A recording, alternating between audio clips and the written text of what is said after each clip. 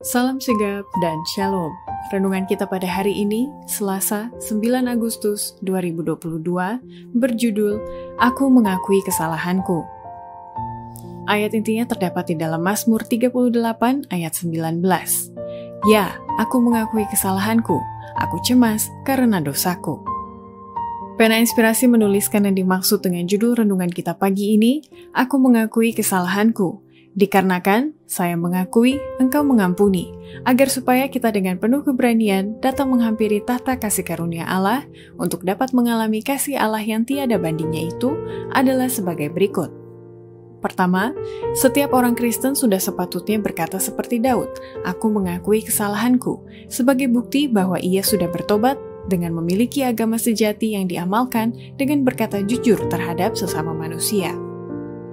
Beberapa orang membuat kesalahan besar dengan menganggap bahwa profesi yang tinggi dapat mengganti pelayanan nyata. Namun agama yang tidak diamalkan bukanlah yang sejati.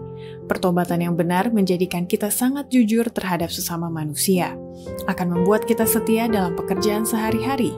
Setiap pengikut Kristus yang tulus akan menyatakan bahwa agama Alkitab menyanggupkan dia menjalankan talenta-talentanya dalam pekerjaan Tuhan. Kedua, setiap orang Kristen sudah sepatutnya berkata seperti Daud, aku mengakui kesalahanku, sebagai bukti bahwa firman Allah yang suci telah menguasai dirinya. Makanya ia mau mengakui dan memperbaiki kesalahannya di hadapan Allah dengan lemah lembut dan rendah hati.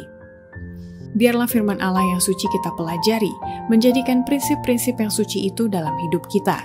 Marilah berjalan di hadapan Allah dengan lemah lembut dan rendah hati, setiap hari memperbaiki kesalahan. Janganlah memisahkan jiwa kita dari Allah karena kesombongan diri. Janganlah memelihara rasa supremasi tertinggi, menganggap Anda lebih baik dari orang lain.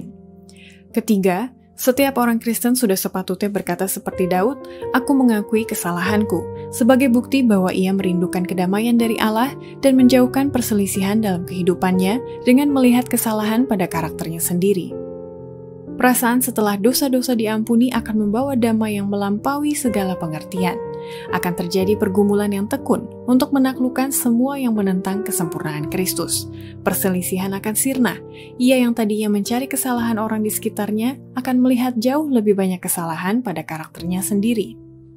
Keempat, setiap orang Kristen sudah sepatutnya berkata seperti Daud, aku mengakui kesalahanku, sebagai bukti kesadaran pertanggungjawabannya kepada Allah.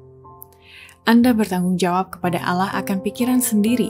Jika Anda mengikuti imajinasi yang sia-sia, memikirkan hal-hal yang najis, kesalahan Anda di hadapan Allah sama derajatnya, seolah-olah pikiran Anda itu telah dijalankan dalam tindakan. Semua yang menghalangi tindakan hanya karena kurang kesempatan. Demikianlah renungan kita pada hari ini, kiranya Tuhan memberkati kita semua.